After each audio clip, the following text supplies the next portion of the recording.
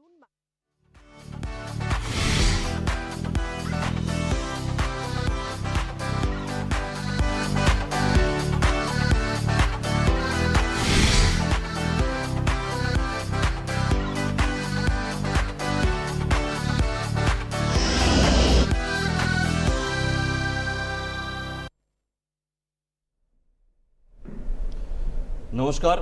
দূরদর্শন বাংলায় আপনাদের সকলকে স্বাগত। বুধবার সন্ধ্যাবেলা 6:02 আমরা শুরু করি গত কয়েক সপ্তাহ ধরে যুক্তিতক্ক। অত্যন্ত স্বাভাবিকভাবে আজ যখন আমরা যুক্তিতক্ক অনুষ্ঠান নিয়ে আপনাদের সামনে হাজির হয়েছি, আমাদের বিষয় সন্দেশখালি ছাড়া আর কিছুই হতে পারে না। তাই আজকের বিষয় সন্দেশখালি জনরোষের রকম ফের। জনরোষের কথা এই কারণে আসছে, আমরা পশ্চিমবঙ্গের রাজনীতিতে সাম্প্রতিককালে যারা একটু নজর রাখি, তারা সেই কেশপুর থেকে শুরু করে তারপরে লালগড়, তারপর নন্দীগ্রাম হয়ে আজকের সন্দেশখালি, অর্থাৎ একটা কোনো জায়গায় যদি আমরা একটুখানি ইতিহাসটা ঘেঁটে দেখবার চেষ্টা করি, যদি আমরা রাজনীতির বিজ্ঞানটাকে ঘেঁটে দেখবার চেষ্টা করি, তাহলে একই রকম চেহারা আমরা বিভিন্ন সময়তে বিভিন্ন জায়গাতে, কখনো পশ্চিম মেদিনীপুর জেলাতে, কখনো ঝাড়গ্রাম, আজকের ঝাড়গ্রাম জেলাতে, কখনো পূর্ব মেদিনীপুর জেলাতে এবং এখন উত্তর 24 পরগনা জেলাতে এরকম কিছু প্রতিবাদ, বিক্ষোভ, মানুষের জনরোষ আমরা দেখতে পাচ্ছি। এবং রাজনীতির ছাত্র হিসাবে আমাদের দায়িত্বের মধ্যে পড়ে যে এই জনরোষের ব্যবচ্ছেদ করা, অর্থাৎ কেন এই জনরোষ, এটা সত্যিই জনরোষ কিনা, এর পিছনে কোনো তৈরি করা বিষয় আছে কিনা, কোনো রাজনৈতিক দলের কোনো দূরভিসন্ধি আছে কিনা, ইত্যাদি ইত্যাদি বিষয়গুলো আলোচনা করাটা অত্যন্ত জরুরি। আজকে আমাদের সঙ্গে অতিথি হিসাবে রয়েছেন সমাজকর্মী বা নারী অধিকার নিয়ে কাজ করা শতাব্দী দাস। আমাদের সঙ্গে রয়েছেন মহানন্দা কাঞ্জিলাল, পরিচিত মুখ, অধ্যাপিকা, শিক্ষাকর্মী এবং অবশ্যই সমাজ সম্পর্কে সচেতন।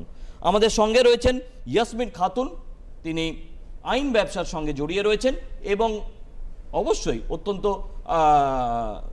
কি বলবো, যুক্তিসঙ্গত কারণে নারী অধিকারের বিষয়ে অত্যন্ত সচেতন। আমরা আলোচনায় যাব, কিন্তু প্রত্যেক দিনের মতোই আজকে আলোচনার আগে প্রথমে দেখে নেব একটি মৌলিক প্রতিবেদন।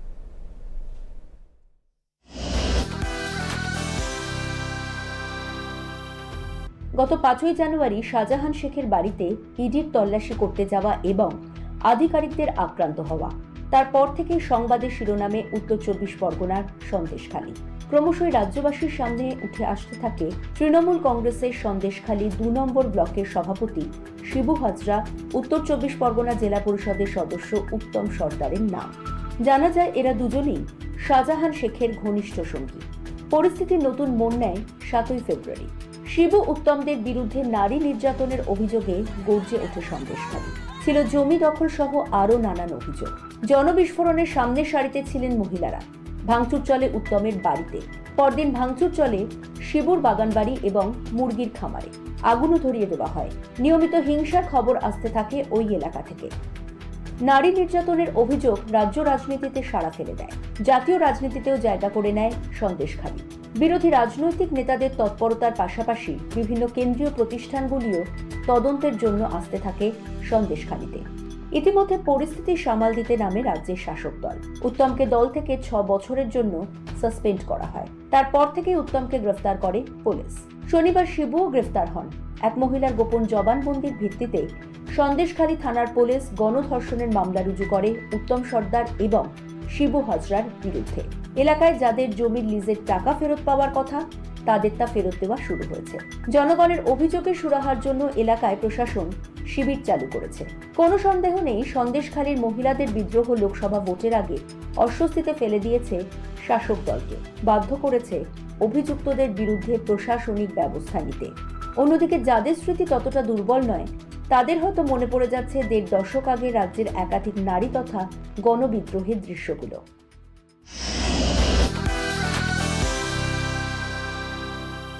3.5 দশকের সাংবাদিকতায় দুটো মৌলিক জিনিস সম্পর্কে অভিজ্ঞতা হলো সন্দেশখালির পরিপ্রেক্ষিতে।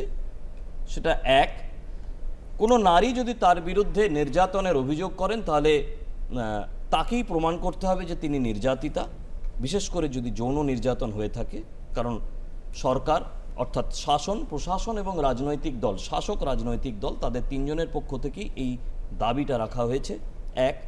দু নম্বর হচ্ছে যে এই মুহূর্তে যেরকম আমরা সরাসরি আপনাদের সঙ্গে একটা আলোচনাতে রয়েছি, সেরকম সরাসরি কোনো খবর সম্প্রচারের সময় কোনো সাংবাদিককে গ্রেপ্তার করা হয় সারা পৃথিবীর ইতিহাসে এরকম দ্বিতীয় নজিরটি নেই, যেটা পশ্চিমবঙ্গে এই মুহূর্তে হয়েছে। আমাদের কাছে এরকম অভিজ্ঞতা আছে যে কোনো ক্রিমিনাল, যাকে অপরাধী বলা হয়, মানে অভিযুক্ত অপরাধী অথবা কোনো মাওবাদী নেতা, তিনি কোনো একটা এইরকমভাবেই সংবাদ মাধ্যমের চ্যানেলের স্টুডিওতে কোনো সাক্ষাৎকার দিচ্ছেন, তাকে গ্রেপ্তার করা হবে, কিন্তু পুলিশ বাইরে অপেক্ষা করেছে যতক্ষণ না সেই সরাসরি সম্প্রচার শেষ হয়েছে। কিন্তু এই ক্ষেত্রে দেখা গেল যে সরাসরি সম্প্রচার চলাকালীন গ্রেপ্তার, অর্থাৎ গ্রেপ্তারটাও সরাসরি। এই দুটো অভিজ্ঞতা এই মুহূর্তে আমাদের হয়েছে। আমি মহানন্দা কাঞ্জিলালকে দিয়ে শুরু করব, আজকের অতিথিদের মধ্যে সিনিয়র মোস্ট।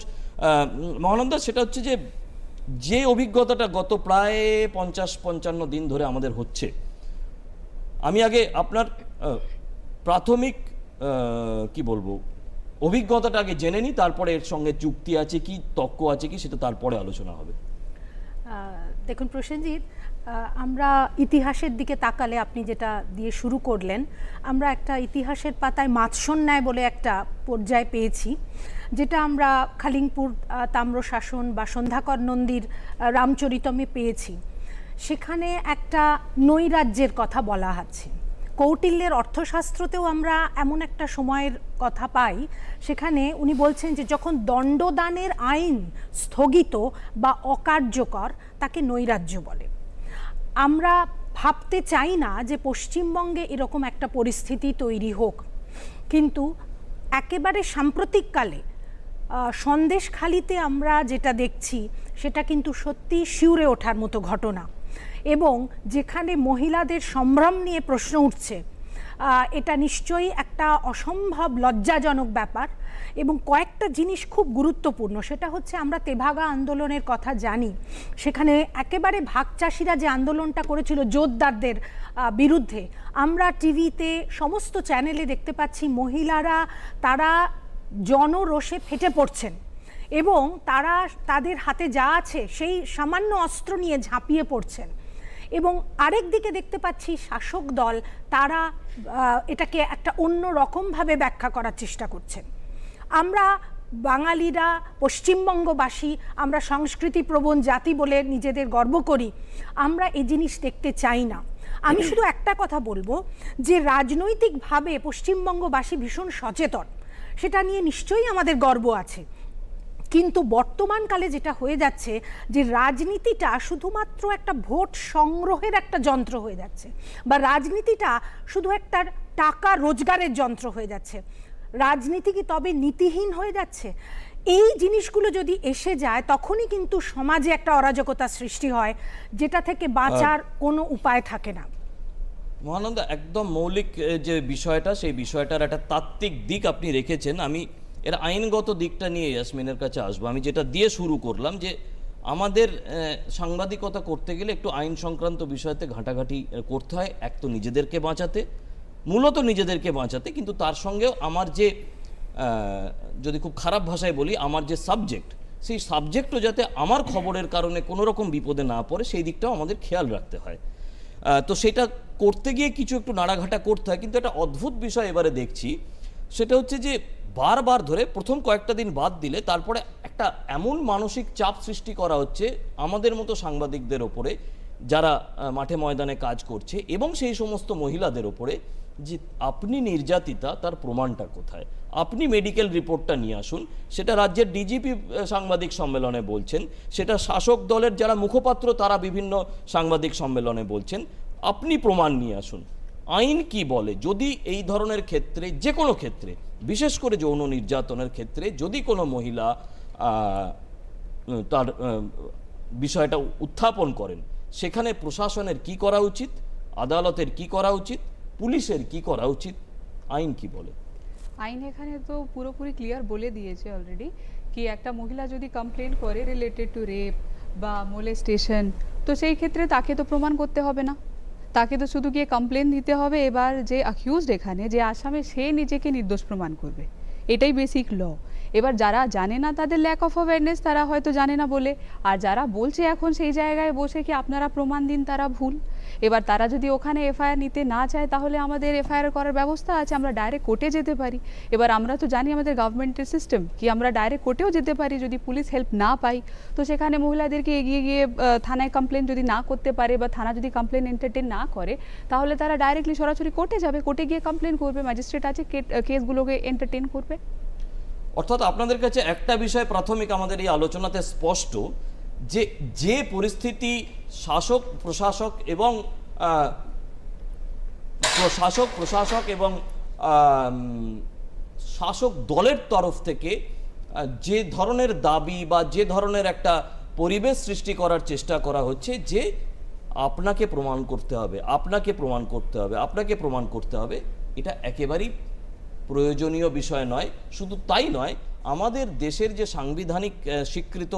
সংবিধান স্বীকৃত আইন আছে, সে আইন স্পষ্ট ভাষায় নারীর অধিকারের প্রশ্নে, বিশেষ করে এই ধরনের উৎপীড়নের ক্ষেত্রে নারীর অধিকারের প্রশ্নে স্পষ্ট করে বলা আছে যে তারা প্রয়োজনে কোনো কিছু যদি সম্ভব না হয় তাহলে আদালতের দ্বারস্থ হয়ে তারা তাদের যে আবেদন বা যে অভিযোগ সেই অভিযোগটা রাখতে পারে। আমি শতাব্দীর কাছে আসব একটা অন্য দিক নিয়ে, সেটা হচ্ছে যে প্রশ্ন উঠছে যে যদি বিষয়টা এত বিস্তারিতভাবে আইনের খাতাতে লেখা আছে যে আপনারা আপনাদের অভিযোগটা এইভাবে আপনারা জানাতে পারবেন, কিন্তু তা সত্ত্বেও শাসক দলের পক্ষ থেকে যেটা বলার চেষ্টা করা হচ্ছে যে তাই যদি হয়ে থাকে তাহলে ওই 6ই ফেব্রুয়ারি বা 7ই ফেব্রুয়ারি বা তার আগে তারা কেন অভিযোগটা জানালো না। সাধারণভাবে মহিলাদের অভিযোগ জানানোর ক্ষেত্রে যে আড়ষ্টতা আছে বলে আমরা সাধারণভাবে মনে করি, সেই আড়ষ্টতাটাই কি একমাত্র কারণ, নাকি এর পিছনে রাজনৈতিক পরিবেশটাও একটা অন্যতম কারণ? কি কারণ যে এই মহিলারা বা অন্যান্য অনেক জায়গাকার মহিলারা এই ধরনের অভিযোগগুলো থানায় গিয়ে বা আদালতে গিয়ে দর্জ করতে পারেন না? প্রসেনজিৎ, প্রথমেই বলি যে এই ক্ষেত্রটিতে কিন্তু মহিলারা বলছেন, এখন আমরা যে তাদের ভাষ্য পাচ্ছি সেখানে আমরা দেখতে পাচ্ছি তারা বলছেন যে তারা দীর্ঘদিন ধরেই থানায় এফআইআর করার চেষ্টা করেছিলেন, এমন নয় যে তারা চেষ্টা করেননি। সুতরাং এই যে নির্যাতিতদের প্রতি একটা অভিযোগের তীর ঘুরিয়ে দেওয়া হচ্ছে এবং বলা হচ্ছে তারা কেন অভিযোগ করেননি, আমার মনে হয় তাদের ভাষ্য শুনে যে প্রশ্নটা আসলে রাখা উচিত এবং অভিযোগের তীরটা যেদিকে যাওয়া উচিত সেটা হচ্ছে যে তারা এতবার অভিযোগ করতে আসা সত্ত্বেও এফআইআর কেন নেননি। যে কথা আমাদের ইয়াসমিন বললেন সেই কথাটি, অর্থাৎ কিনা কোর্টে তারা সরাসরি যেতে পারেন, সেই তথ্যটি সবার কাছে যে থাকে তা তো নয়। সুন্দরবনের একটা প্রত্যন্ত গ্রামের কথা আমরা বলছি, উত্তর 24 পরগনার একটা প্রত্যন্ত অঞ্চলের কথা আমরা বলছি, একটা বাদা অঞ্চলের কথা আমরা বলছি, তারা তা নাই জানতে পারেন, কিন্তু যে মানুষগুলোকে তারা চোখের সামনে দেখছেন অর্থাৎ কিনা লোকাল থানা, সেখানে তারা যে যাননি তা নয়, যাওয়া হয়েছে এবং যারা নির্যাতক তাদের পুলিশ বলেছে যে তাদের সাথেই একটা মিটমাটে চলে আসতে, এবং এটা শোনা যাচ্ছে বারবার হয়েছে। এটা অত্যন্ত ন্যাক্কারজনক। আমাকে যদি জিজ্ঞাসা করা হয় যে এই পুরো এপিসোডটার মধ্যে সবচেয়ে ন্যাক্কারজনক কী, তাহলে সেটা সম্ভবত এই পুলিশ প্রশাসনের এই যে ভূমিকাটা। এবং আপনি যেটা বলছিলেন যে মেয়েদের যে একটা বাঁধো ভাব, হ্যাঁ সেটা থাকে, অন্য ক্ষেত্রে তো অবশ্যই থাকে, যে যখন একজন এককভাবে নির্যাতিত হচ্ছেন, একটি যৌন নির্যাতন বা একটি ধর্ষণের ঘটনা যখন ঘটছে, তো আমরা যৌন নির্যাতনের ঘটনাগুলি সাধারণত জানতে পারি যখন সেটা একটা চরম পর্যায়ে গেছে, যখন হয়তো বা সেই ধর্ষিতা মেয়েটির মৃত্যু ঘটেছে গণধর্ষণের পরে, সেই রকম ক্ষেত্রে সেটা নিউজ পেপারে আসে, তখন আমরা জানতে পারি। কিন্তু বেশিরভাগ ক্ষেত্রেই দেখা যায় যে সেই মেয়েরা ধর্ষণের ঘটনাটি নিয়েই আসেন না সামনে। তার কারণ বিভিন্ন জায়গা থেকে তারা নন কোঅপারেশন, এই অসহযোগিতা পান এবং একটা সামাজিকভাবে একটা ছোট চোখে তাদের দেখা হয়, এবং ধর্ষককে নিয়ে ততটা মানুষ জাজমেন্টাল হয়ে ওঠে না যতটা ধর্ষিতাকে নিয়ে হয়ে ওঠে। তার সমস্ত দায়টি খুবই খুবই খুবই, এই যে কথাটা বলছেন না, যে নির্যাতক বা যে ধর্ষক বা যে ক্ষমতার শীর্ষে আছে তাকে নিয়ে সমাজ অতটা জাজমেন্টাল হয় না। জাজমেন্টাল হয় যিনি নির্যাতিতা তার নানা বিষয় নিয়ে। এটা একটা ভারতবর্ষের বা পশ্চিমবঙ্গের একটা মূল সমস্যা। এই সমস্যার সমাধানের নানা রকম চেষ্টা নানা দিক থেকে হয়ে থাকে, এটা ঘটনা। কিন্তু এক্ষেত্রে যেটা জটিল বিষয় হয়ে দাঁড়িয়েছে, কিছুটা রাজনীতি এখানে চলে আসে, যেটা আমি মহানন্দাকে জানবার চেষ্টা করব। সেটা হচ্ছে যে ভয়ঙ্করভাবে রাজনীতি, বেশি দূর নয়, কলকাতা থেকে 70-75 কিলোমিটার দূরে, সেখানে আজকে বলা হচ্ছে যে তাকে প্রমাণ নিয়ে আসতে হবে। আজকে বলা হচ্ছে যে 6-7 ফেব্রুয়ারির আগে তারা কেন অভিযোগ জানাননি।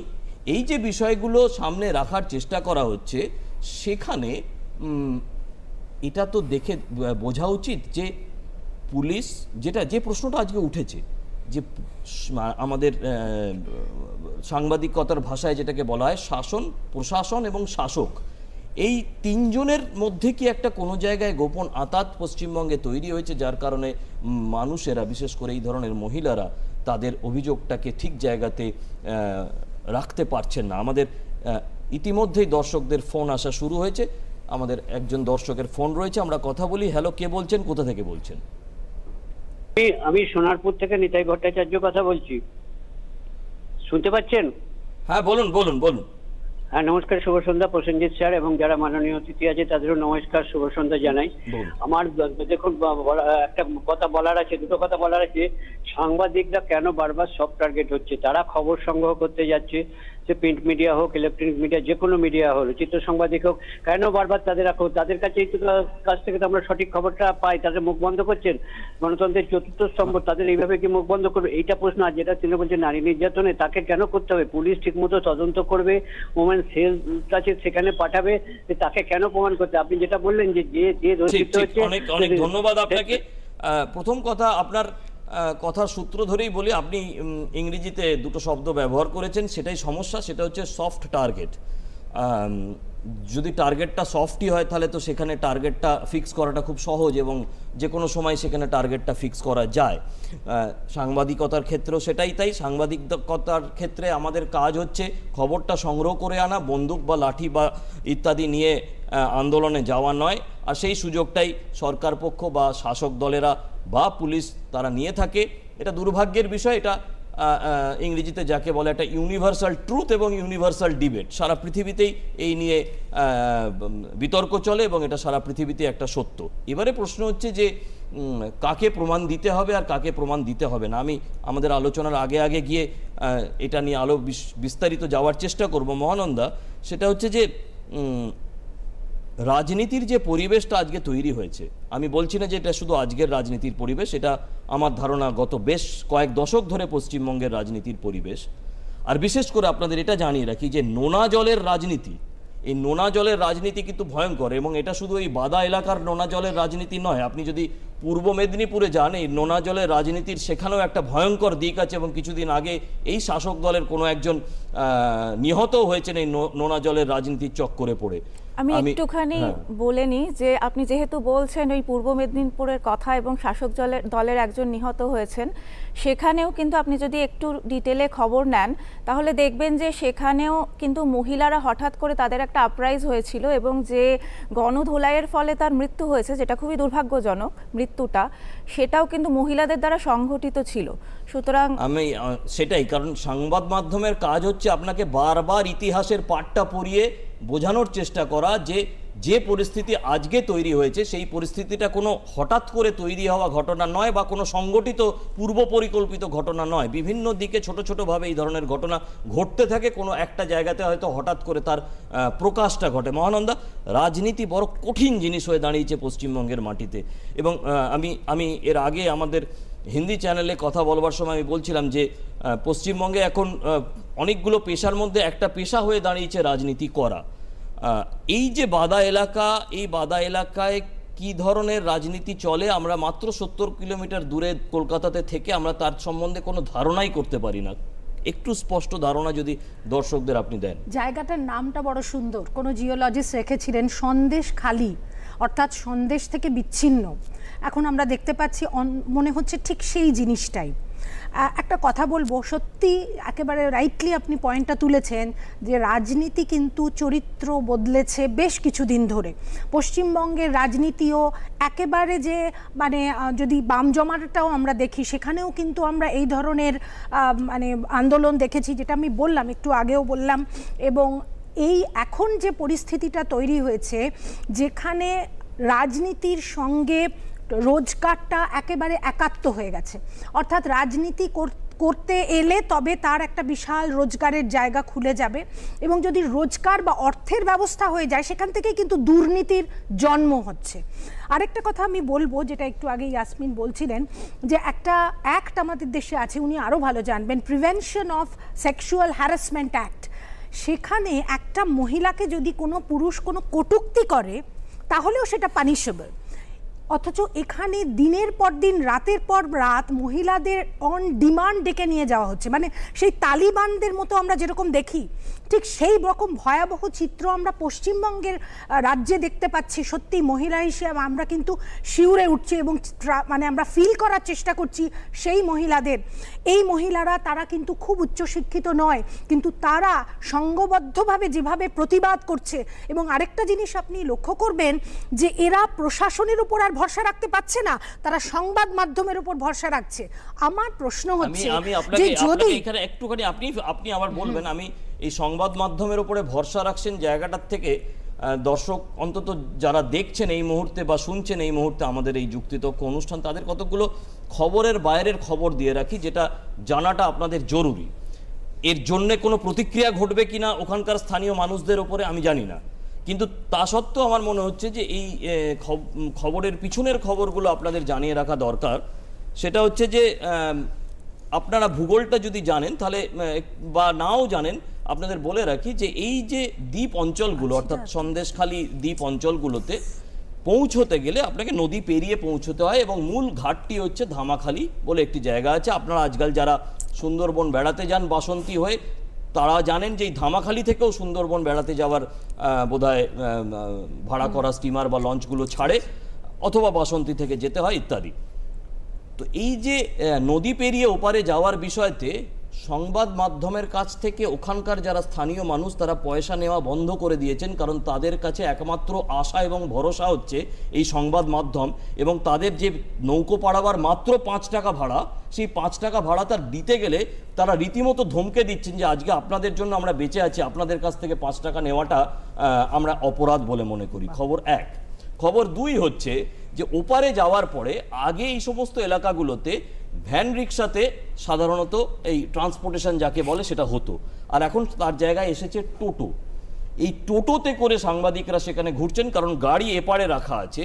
সেই টোটো ভাড়া নেওয়ার ক্ষেত্রে যথেষ্ট তারা কুণ্ঠাবোধ করছেন, কারণ তাদের বক্তব্য যে তাদের জন্যই, মানে ওই সংবাদ মাধ্যমের কর্মীদের জন্যই তারা এখন বেঁচে আছেন।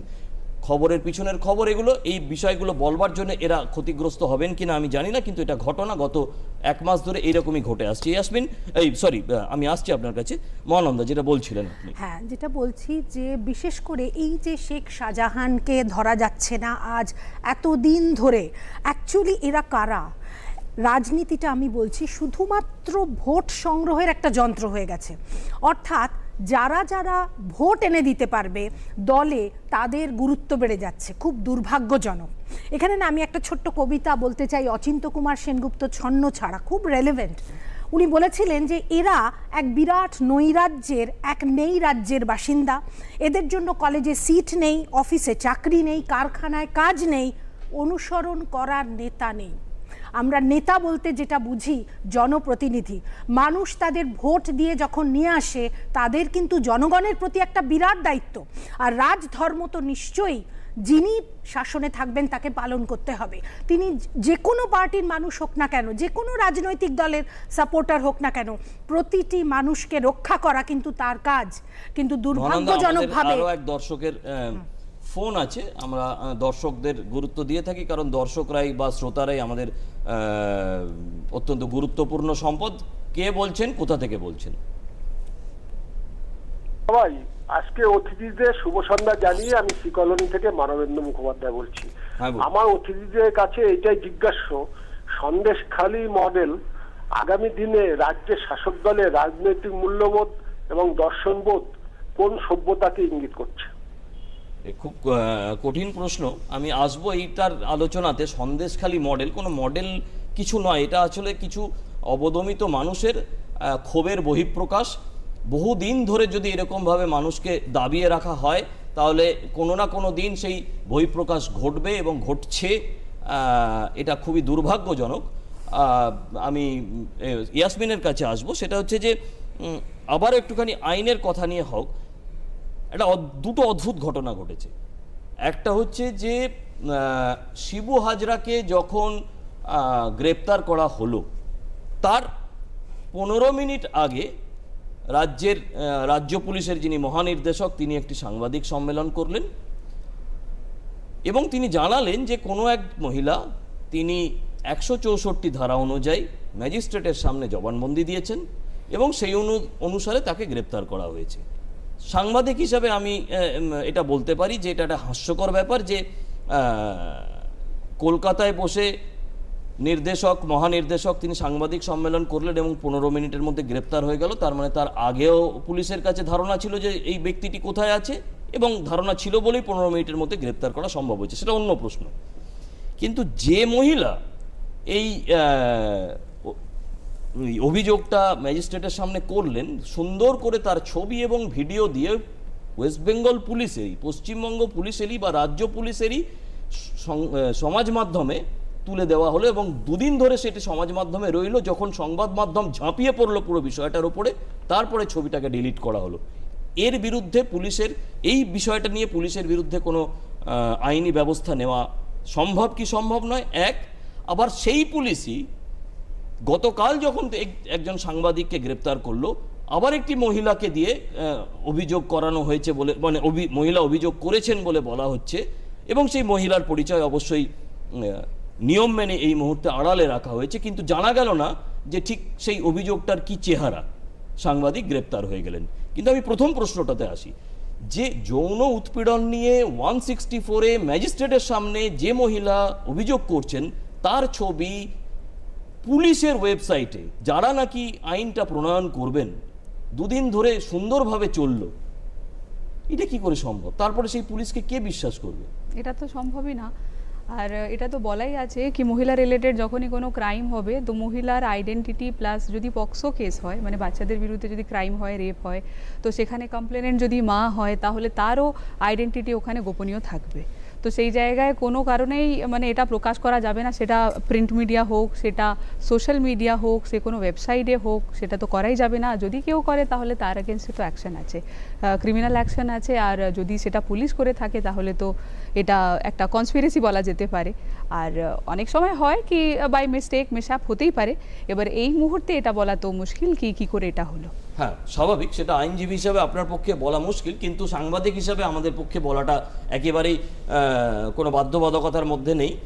সেটা হচ্ছে যে একটা পুলিশের সামাজিক মাধ্যম, সেখানে সুন্দর করে একটি ভিডিও তুলে দেওয়া হলো এবং সেটা দুদিন ধরে রইল। এটা একজন আইনজীবীর পক্ষে হয়তো যদি ইত্যাদি বলা সম্ভব, কিন্তু আমাদের কাছে এটার পিছনে একটি অত্যন্ত নিকৃষ্ট ষড়যন্ত্র এই কথাটা বলে দেওয়া ছাড়া আর কোনো রাস্তা নেই। এবং তখনই সেটাকে নামানো হলো যখন সংবাদ মাধ্যমে বিষয়টা নিয়ে বিস্ফোরণ ঘটলো তারপরে।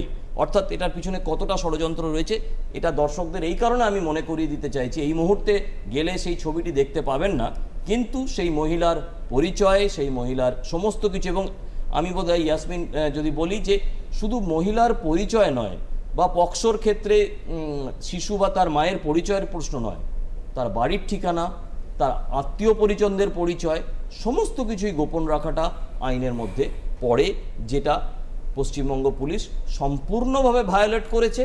এবং কেন করেছে আমি জানি না। শতাব্দী, আপনাকে জিজ্ঞেস করি যে সেটা হচ্ছে যে আমরা যখন নন্দীগ্রামে খবর করতে গেছি তখন এইভাবেই মহিলারা সামনে এগিয়ে এসেছে।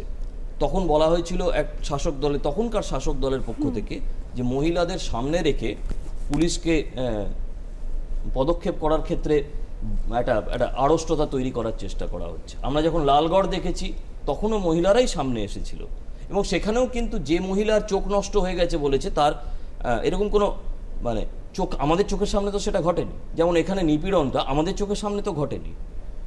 তো অদ্ভুত বিষয়, তখনও এই প্রমাণ চাওয়া আর এখনও এই প্রমাণ চাওয়া, মহিলারা যাবে কোথায়, প্রমাণটা দেবে কোথা থেকে তারা?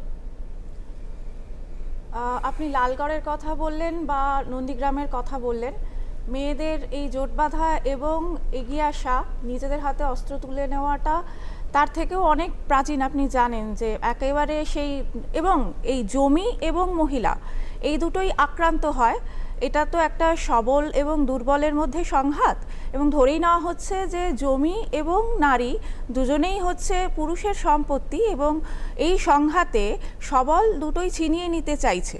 কিন্তু এখানে তফাতটা হয়ে যাচ্ছে এটাই, সেটা হচ্ছে যে সন্দেশখালিতে যেরকম হয়েছে বা নন্দীগ্রামেও হয়েছে, বা ধরুন যে কোনো তেভাগা ধরুন, তেলেঙ্গানা ধরুন, বা এমনকি নকশাল আন্দোলনেও জমি এবং নারীরা এরা আক্রান্ত হয়েছেন। কিন্তু একটা সময় নারীরা জোট বেঁধেছেন, তারা বুঝেছেন যে এক, তারা জমির অধিকার হারাচ্ছেন, এবং দুই, তারা নিজেদের শরীরের ওপরের অধিকার হারাচ্ছেন।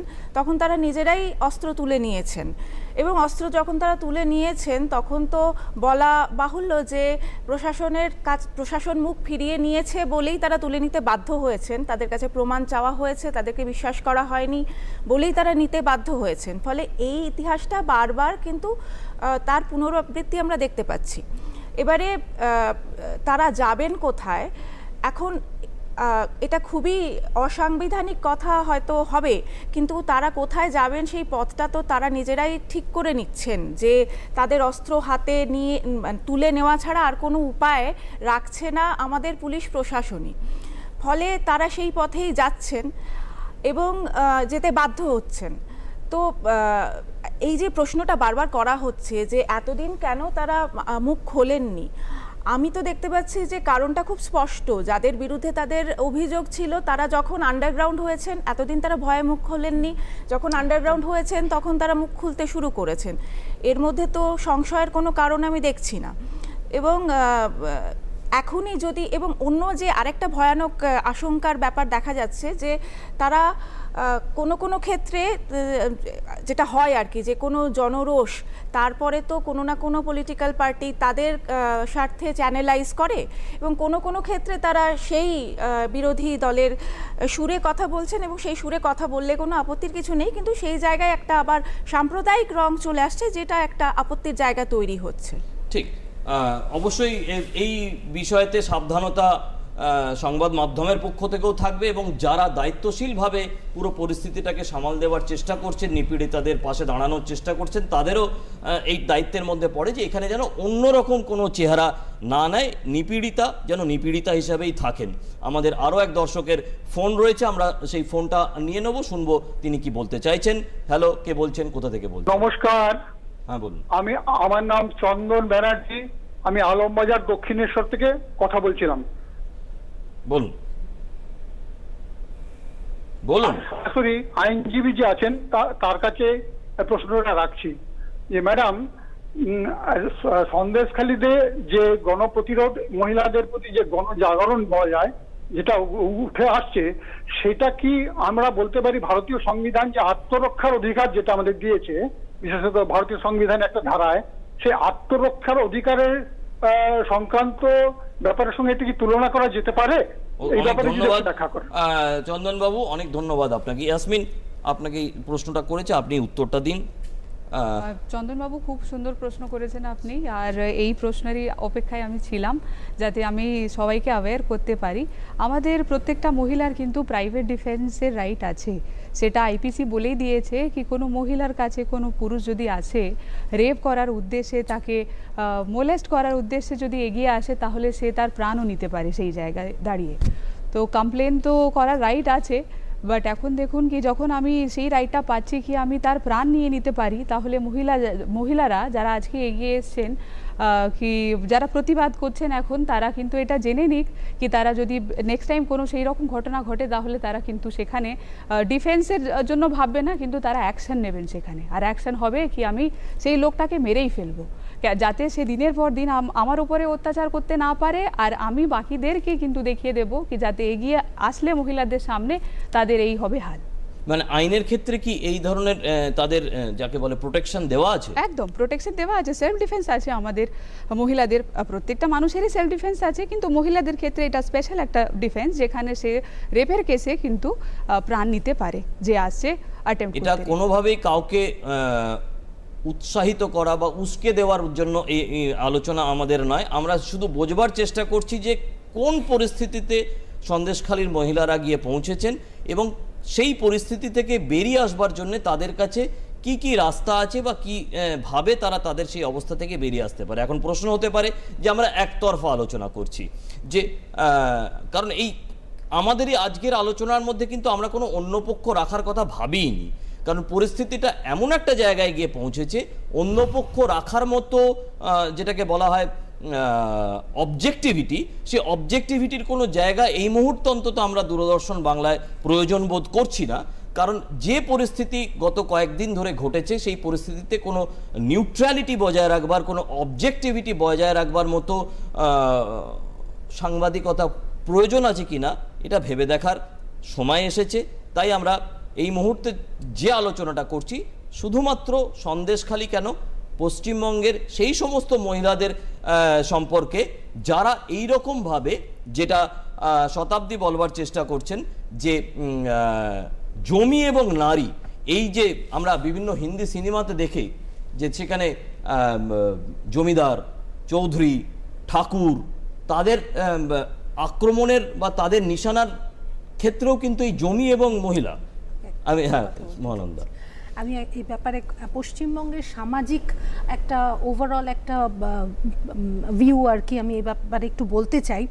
সেটা হচ্ছে একটা কথা কিন্তু আমরা জানি যে পশ্চিমবঙ্গের মাননীয় মুখ্যমন্ত্রী তিনি বহু প্রকল্প মেয়েদের জন্য তৈরি করেছেন, যেরকম কন্যাশ্রী, রূপশ্রী, অনেক কিছু আছে, এবং কন্যাশ্রী আন্তর্জাতিক সম্মান পেয়েছে। আমরা গর্ব অনুভব করি, কারণ কন্যাশ্রী কিসের জন্য? যাতে মেয়েদের শিক্ষায়ন হয়, খুব ভালো কথা। কিন্তু একটা কথা জেনে রাখা দরকার যে মহিলাদের ওপর অত্যাচারে কিন্তু ভারতবর্ষের সমস্ত রাজ্যের মধ্যে পশ্চিমবঙ্গের স্থান চতুর্থ, তার আগে আছে মাত্র কয়েকটা রাজ্য, এবং এটা কিন্তু দুর্ভাগ্যজনক। অর্থাৎ এত প্রকল্প থাকা সত্ত্বেও মহিলাদের এই অবস্থা কেন? এবার আরেকটা যেটা কথা বলবো, যে নাবালিকা বিবাহ, নাবালিকা বিবাহে পশ্চিমবঙ্গের স্থান একেবারে প্রথমে, এটা কি করে হচ্ছে? তাহলে শিক্ষা কি মানুষকে অ্যাকচুয়ালি শেখাচ্ছে না যে নাবালিকা বিবাহটা মেয়েটার জন্য ভালো নয়? আরেকটা আমি কথা বলবো যে এখানে এই যে নাবালিকা বিবাহটা কেন বাড়ছে, এটা কিন্তু একটা সোশ্যাল প্রবলেম, সামাজিক সমস্যা। এই যে বাদা অঞ্চলের কথা বলা হচ্ছে, এই এলাকাটা যদি আপনি দেখেন, আমি এই আলোচনাটা এই আলোচনাটা আসবো খুব জরুরি, কারণ এই বাদা অঞ্চল হচ্ছে ভারতবর্ষের মধ্যে প্রথম নারী পাচারের ক্ষেত্রে খুব জরুরি আলোচনা। এই আলোচনাটা আমাদের এই মুহূর্তে এই সুযোগে করে নেওয়া দরকার। কিন্তু আমাদের আরও একটি প্রতিবেদন আছে, আমরা সেই প্রতিবেদনটা দেখে নিই, যেখান থেকে আমাদের আলোচনাটাকে এগিয়ে নিয়ে যাওয়ার কিছু রসদ হয়তো আমরা পেতে পারি।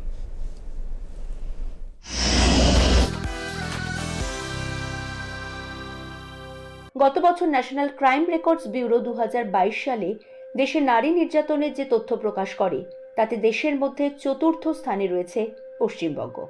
উত্তরপ্রদেশ, মহারাষ্ট্র, রাজস্থানের পরে সে বছর এই রাজ্যে নারী নির্যাতনের সংখ্যা ছিল প্রায় 35,000। নারী নির্যাতনের ছোট বড় ঘটনা যে এ রাজ্যে নিয়মিতই ঘটে তা চোখ কান খোলা রাখলেই জানা যায়। দেশে ঘন্টায় 51টি নারী নির্যাতনের ঘটনা ঘটে, বা এ রাজ্যের মেয়েরা বেশি স্বাধীন বলে থানায় বেশি রিপোর্ট করে। এসব কথা বলে পশ্চিমবঙ্গের অবস্থাকে হালকা করে দেখানোটা নিতান্তই অসংবেদনশীলতার পরিচয়, যার অন্যতম কারণটি বছর দুয়েক আগে বলেছিলেন বর্ষীয়ান তৃণমূল সাংসদ সৌগত রায়। মহিলা মুখ্যমন্ত্রীর রাজ্যে নারী নির্যাতনের ঘটনা লজ্জাজনক। সৌগত রায় যখন একথা বলেন, তার আগেই নদিয়ার হাঁসখালিতে ঘটেছিল নাবালিকা ধর্ষণ এবং খুনের ঘটনা, যাতে অভিযুক্ত হয় স্থানীয় তৃণমূল নেতার ছেলে। তার প্রায় 1 দশক আগে ঘটেছিল কামদুনির ধর্ষণ এবং খুনের ঘটনা, যাকে কেন্দ্র করে উত্তাল হয়েছিল রাজ্য রাজনীতি। কামদুনির ঘটনার প্রতিবাদে হওয়া মিছিলে পথে নেমেছিলেন পার্ক স্ট্রিট কাণ্ডের নিগৃহীতা প্রয়াত সুজেট জর্ডেন। এই সমস্ত ঘটনার পাশাপাশি বারবার দেখা গেছে এ রাজ্যে নির্বাচনী সংঘর্ষ, নারী নির্যাতন অথবা যৌন হেনস্থার রূপ নিয়েছে। আজ সন্দেশখালীতে মহিলারা শাসক দলের নেতাদের বিরুদ্ধে যে যৌন অপরাধের অভিযোগ তুলেছেন, তা সেই লজ্জার ইতিহাসেরই ধারাবাহিকতা।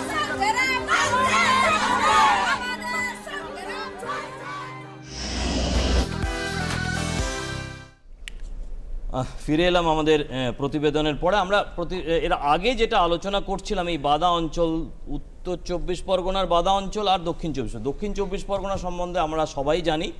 এই নিয়ে আবার ইদানিং বাংলা বিভিন্ন বিনোদন মাধ্যমে সিনেমা বা ইত্যাদি ইত্যাদি হওয়ারও চেষ্টা হচ্ছে, যদিও অত্যন্ত দুর্বল সে সমস্ত প্রোডাকশন।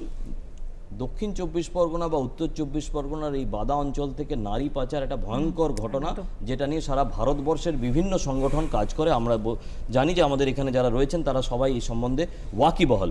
কিন্তু মহানন্দা যেটা বলছিলেন, এই প্রসঙ্গটাই কি, না এর সঙ্গে আরো কিছু? হ্যাঁ, আমি এটাই বলতে চাইছিলাম, এই যে বাদা অঞ্চলে বেশিরভাগ পুরুষরা তারা কিন্তু অন্য রাজ্যে কাজ করতে চলে গেছেন, কারণ ইনফ্যাক্ট ওখানে কোনো স্ট্যান্ডার্ড অকুপেশন নেই। এখানে একটা সমস্যা তৈরি হচ্ছে, প্রথমত নারী পাচার যেটা আপনি বললেন, সেকেন্ড হচ্ছে এই যে নাবালিকা বিবাহ বেড়ে যাচ্ছে, আমি বলছি না, এটা কিন্তু খানিকটা মহিলা সুরক্ষাটা চ্যালেঞ্জড হচ্ছে বলে, অর্থাৎ দরিদ্র বাবা মা তারা মনে করছে যে মেয়েটাকে বিয়ে দিয়ে দিলে যদি কিছুটা সুরক্ষা পায়।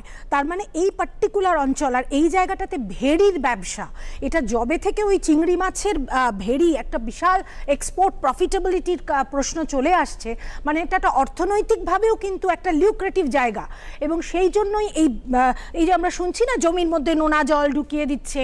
আর এখানে যেটা দিয়ে আপনি প্রথম শুরু করেছিলেন, যে অবশ্যই শাসক দলের সঙ্গে পুলিশ প্রশাসন এদের একটা আঁতাত আছে, এবং মহিলারা তারা পুলিশ প্রশাসনের কাছে যাচ্ছেন, তারা রাজনৈতিক নেতাদের কাছে পাঠিয়ে দিচ্ছে। কি দুর্ভাগ্যজনক বলুন তো, একটা মহিলা অসহায় হলে সে কোথায় যাবে? সে তো পুলিশের কাছেই যাবে, পুলিশ তাকে আবার পাঠিয়ে দিচ্ছে সেইখানে। অর্থাৎ সেই রক্ষকই যদি ভক্ষক হয়ে যায় তাহলে এই মহিলারা কোথায় যাবে?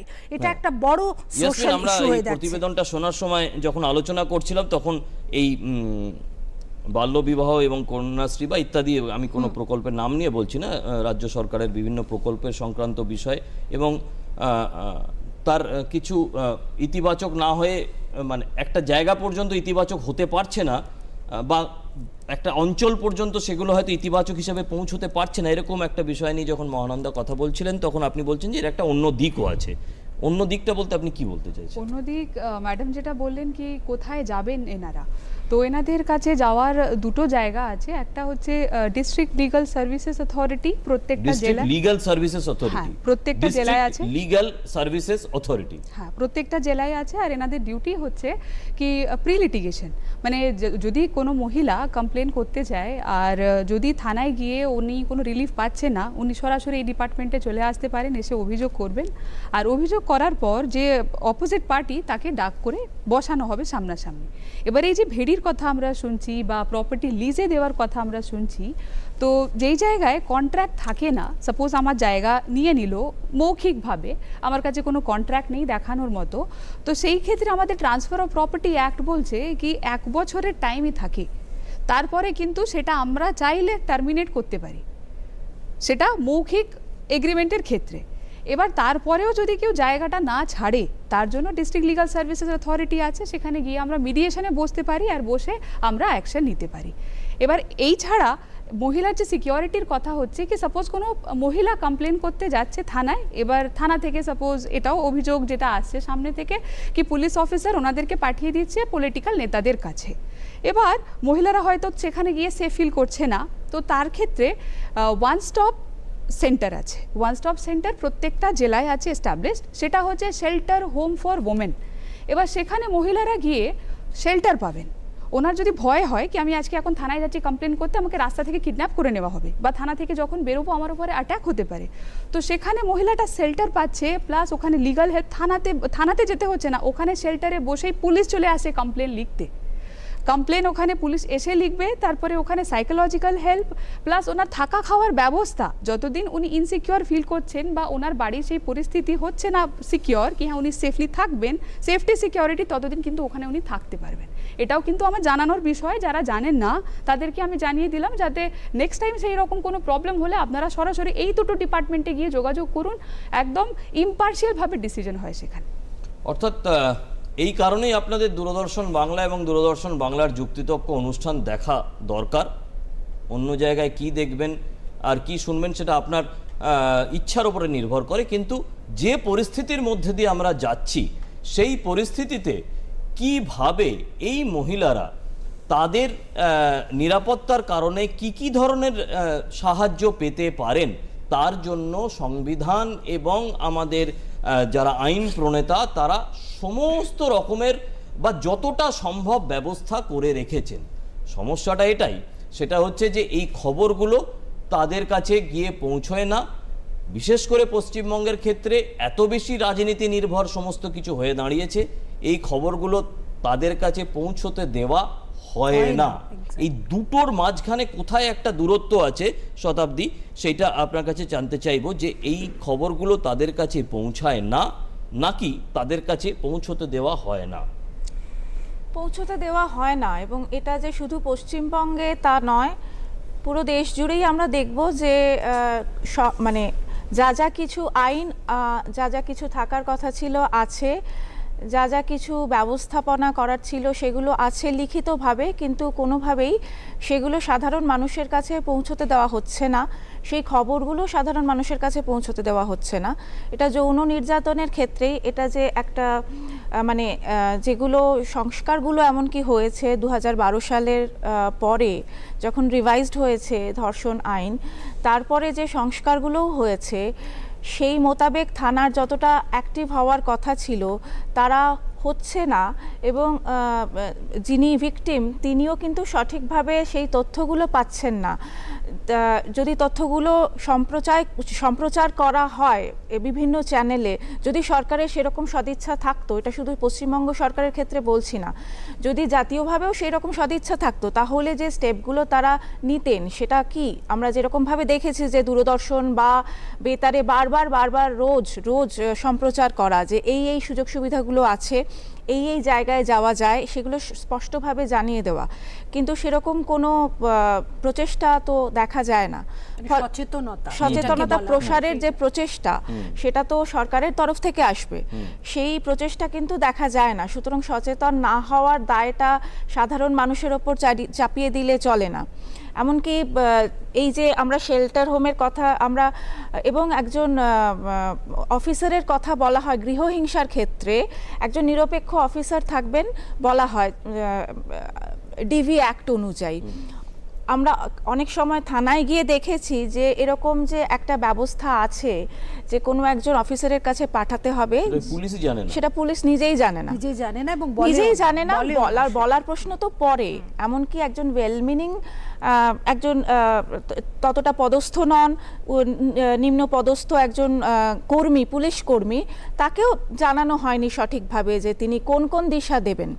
আমি এখানে একটা কথা একটু বলতে চাই, যেটা ইয়াসমিন বললেন, খুব ভালো ইনফরমেশন উনি দিলেন। এই সুযোগটা যদি মহিলারা নেয় ভালো কথা, কিন্তু আমরা যে জায়গাটা নিয়ে আলোচনা করছি, এই যে একটা প্রত্যন্ত বাদা অঞ্চল যেখানে ফেরি সার্ভিস ছাড়া মেন ভূখণ্ডের সঙ্গে কোনো যোগাযোগ নেই, দিন আনা দিন খাওয়া গরিব কতগুলো মানুষ রয়েছে কোনো মতে, তাদের পক্ষে এই ডিস্ট্রিক্ট লিগাল সার্ভিস অফিস অবধি পৌঁছানো কিন্তু খুব সহজ ব্যাপার নয়। তাদের দিন আনা দিন খাওয়া মানে কি, তাদের একটা দিন কাজ চলে গেলে তারা সেই রোজগারটা তাদের থাকবে না। সেখানে প্রয়োজন হচ্ছে কাদের? এই মানুষদের, যারা রাজনৈতিক মানুষ বা অরাজনৈতিক মানুষ, তাদের পাশে দাঁড়ানো। কারণ একজন শিক্ষিত মানুষ বা উচ্চশিক্ষিত মানুষ যারা শহরে থাকে তারা যত সহজে এই সুযোগগুলো নিতে পারে, আপনারা চিন্তা করে দেখুন তো একটা গ্রামের প্রত্যন্ত জায়গায় যেখানে কোনো খবর পৌঁছয় না, সেখানকার মানুষ একটা কোনো সামান্য বা তার উপরে কোনো অপমান হলে সে দৌড়ে যাবে ডিস্ট্রিক্ট লিগাল সার্ভিসের অফিসে। It's not easy. এটা এতটা সহজ বলে আমার মনে হয় না। এটা সহজ আমি বলবো কেন কি প্যারালিগাল ভলেন্টিয়ার্স পঞ্চায়েতে, ভিডিওতে, থানায়, জেলে প্রত্যেকটা জায়গায় নিযুক্ত। এবার ওখানে গিয়ে আমরা যদি মানে সাপোজ কমপ্লেন করতে পারছি না, অনেক সময় হয় কি অশিক্ষিত লিখতে পারছে না, তো ওনারা কিন্তু ফুললি গাইড করবেন।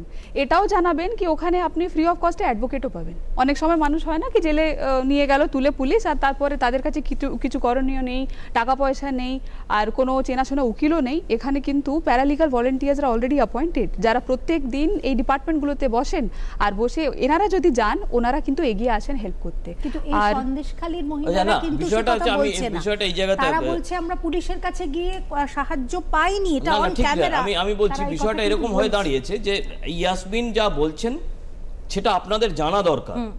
একেবারেই জানা দরকার, এবং দূরদর্শনের পর্দায় এই বিষয়টা আমরা বারবার বলার চেষ্টা করব আজকের এই অনুষ্ঠানের মধ্যে দিয়ে, এবং আগামী দিনে নিশ্চয়ই সরকারের পক্ষ থেকে এই চেষ্টাটা চলবে, এবং এই ধরনের বিভিন্ন সচেতনতামূলক বিজ্ঞাপন দূরদর্শনের মাধ্যমে দেখানো হয়। আমি এটা অত্যন্ত দায়িত্বের সঙ্গে বলতে পারি। কিন্তু এই যে ব্যবস্থাটা তাত্ত্বিকভাবে সরকারের পক্ষ থেকে করা হয়েছে বা করে রাখা হয়েছে, এটা ঘটনা যে তার যে প্রচার একদম প্রত্যন্ত এলাকা পর্যন্ত পৌঁছানো দরকার, সেটা এখনো সেইভাবে পৌঁছয়নি। কিন্তু এইখানে এবারে আরেকটা জিনিস আমি শতাব্দী আপনাকে বলবো, তার আগে আমি আমার কথাটা বলে নিই। সেটা হচ্ছে যে এইখানে গুরুত্ব কিন্তু রাজনৈতিক দলগুলোর, এইখানেই গুরুত্ব হচ্ছে গণতান্ত্রিকভাবে নির্বাচিত প্রতিনিধিদের। তাদেরকে এই কারণেই নির্বাচিত করা হয়।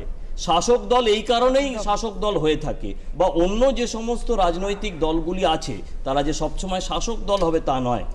আর নারী কল্যাণ বলে একটি দফতর আছে, শিশু এবং নারী কল্যাণ বিভাগ, তাদের এই দায়িত্বের মধ্যে পড়ে যে কিভাবে এই খবরগুলো এই সমস্ত প্রান্তিক, কেন শহুরে মহিলাদের কাছেও বা শহুরে যে কোনো মানুষের কাছে, পুরুষদেরও প্রয়োজন হতে পারে অনেক আইনি সহায়তা, তাদের কাছে সেটা পৌঁছে দেওয়ার। শতাব্দী, এই যে একটা বিশাল পার্থক্য, অর্থাৎ তত্ত্বকথায় কি লেখা আছে এবং বাস্তবে রাজনৈতিক দলগুলো কি দায়িত্ব পালন করছে বা সরকার দায়িত্ব পালন করছে, আপনাদের মতো যারা সমাজকর্মী আছেন তারা এটা নিয়ে চাপ সৃষ্টি করেন কি? আমরা সরকারের ওপরে চাপ সৃষ্টি করার কাজ তো বজায় রাখি, এবং মানে সেই চাপ সৃষ্টি করার পরে এটা একটা সিভিল সোসাইটির পক্ষ থেকে যেটুকু চাপ দেওয়া সম্ভব সেই চাপটা বজায় রাখার চেষ্টা করি আমরা। এটাই আমাদের কাজ, এটাই আমাদের দায়িত্ব। কিন্তু অ্যাট দ্য সেম টাইম সেই চাপ সৃষ্টি তো করতে হবে সরকারের ওপরে বিরোধীদেরও, মানে বিরোধীরাও সরকারের ওপরে সেই সদর্থক চাপগুলো সৃষ্টি করবেন। তো সেইটাও তো দেখা যায় না। এবং সন্দেশখালির ক্ষেত্রেও যে যার রাজনৈতিক ফায়দা তোলার জন্যই গেছেন, এবারে যারা বিরোধীরাও যারা গেছেন তারাও যে প্রচণ্ড রকমের সচেতনতা প্রসার করছেন, বা এই ধরুন যৌন নির্যাতন সম্পর্কেও তারা যে ঠিক তথ্যগুলো, যে আইনি তথ্যগুলো দিয়ে তাদের সাহায্য করছেন কি এই মুহূর্তে, তারাও তো সেটা করছেন না। এবারে সন্দেশখালির ব্যাপারে যদি বলেন পার্টিকুলারলি, তাহলে এই মুহূর্তে যে কোনো মানুষের যাওয়া সেখানে অ্যালাউডই নয়। সেখানে বারাসাত থানায় গিয়ে বিক্ষোভ প্রদর্শন ইত্যাদি করা হয়েছে। এখন কিছু করে লোক ছাড়া হচ্ছে, এবং যখনই এরকম একটা ঘটনা ঘটে তখন একটা অচলাবস্থা সৃষ্টি করা হয়, 144 ধারা জারি করা হয়, যাতে কোনোভাবেই সিভিল সোসাইটির সংস্পর্শে সেখানকার মানুষ আসতে না পারে, যাতে খোলাখুলিভাবে তারা তাদের কথাগুলো আলোচনা না করতে পারে। এবং সরকারের পক্ষ থেকে যারা যান তারা গিয়ে সেখানে আমাদের যে ভাষ্য দেন সেটাই প্রচারিত হয়। তারা কি করেই বা এক্সপেক্ট করেন, তারা আশাই বা করেন কি করে যে একদিন সেখানে 6 ঘন্টা 8 ঘন্টা বা 12 ঘন্টার জন্য গেলে একটা, যেটাকে আইস ব্রেকিং বলা হয় আর কি, যে কোনো নির্যাতিতকেই তাকে আস্তে আস্তে তার সেই বরফটা গলিয়ে তার থেকে কথা বার করা, সেইটা তারা 8 ঘন্টার মধ্যে করে ফেলবেন নারী কল্যাণ যে মন্ত্রকের কাছ থেকে গিয়েই হোক, বা যে নারী ও শিশু বিভাগ থেকে গিয়েই হোক পশ্চিমবঙ্গের। এবং তারপরে তারা এই স্টেটমেন্ট দিয়ে দেন যে তারা এখনো পর্যন্ত কোনো যৌন নির্যাতনের অভিযোগ পাননি। তার দুদিন পরেই আবার 165-এ মানে ম্যাজিস্ট্রেটের কাছে গোপন জবানবন্দি হয়, 164-এ গোপন জবানবন্দি হয় ইত্যাদি। ফলে পুরো ব্যাপারটার মধ্যেই একটা প্রচন্ড রকমের অ্যানোম্যালি আমরা দেখতে পাচ্ছি। ঠিক, আমরা আমাদের এই আলোচনার একদম শেষ পর্যায়ে এসে গেছি।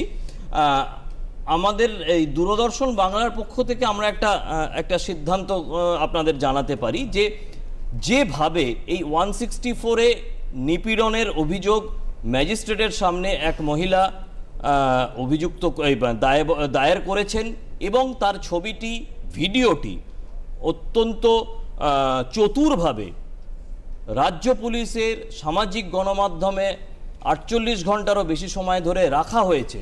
আজকে সেটা নামিয়ে নেওয়ার পরে সেটা প্রমাণ লোপাট হয়েছে কি না হয়েছে এ নিয়ে আমি কোনো রকম বিতর্কে যেতে রাজি নই, বা এটা আদৌ প্রমাণ লোপাটের মধ্যে পড়ে কিনা সেসব আলোচনায় আমি যেতে রাজি নই। কিন্তু এটা ঘটেছে, লক্ষ লক্ষ মানুষ সেটা দেখেছেন এবং সেই মহিলার পরিচয় তারা জেনেছেন। এর বিরুদ্ধে কি ব্যবস্থা নেওয়া উচিত এবং এই ধরনের পুলিশের কাছ থেকে কি রকমভাবে আমি এই ধরনের উৎপীড়নের আমরা কি বলবো একটা রাস্তা খুঁজে পেতে পারি, তাদের আইনি সুরক্ষা পেতে পারি, এ নিয়ে প্রশ্ন থাকা দরকার, আপনাদের মনে থাকা দরকার। এই প্রশ্নটা আমাদের দিক থেকে রাখলাম।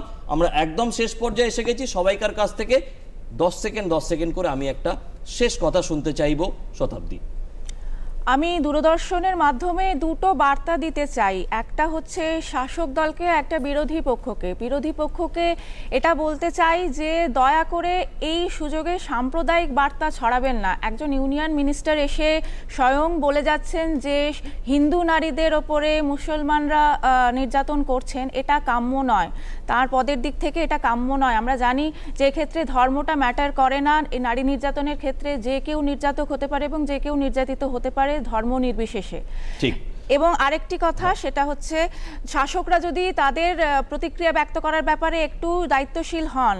ওখানে দুজন গেছেন, একজন। ঠিক শতাব্দী, আমাদের আর মানে শেষ করতে হবে। ইয়াসমিন, আমার বার্তা তো একটাই কি মানুষ এগিয়ে আসুক, কমপ্লেন করুক, কমপ্লেন করলে কমপ্লেন নিশ্চয়ই নেওয়া হবে।